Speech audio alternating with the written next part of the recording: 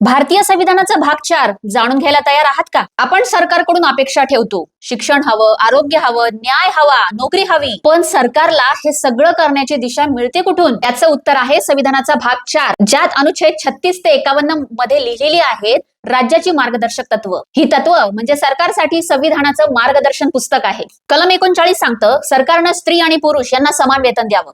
कलम 41, प्रत्येकाला काम, शिक्षण, सार्वजनिक मदतीचा अधिकार मिळावा हे सुनिश्चित करण्याचं राज्याचं कर्तव्य आहे.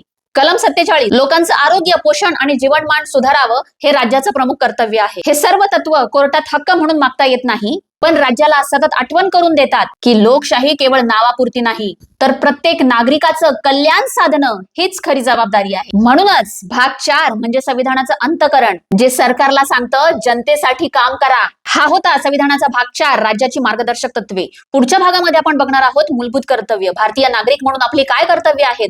पण हो, त्यासाठी फॉलो आणि शेअर करायला विसरू नका, कारण संविधान समजून घेण्याचा प्रवास आपल्याला सोबत करायचा आहे.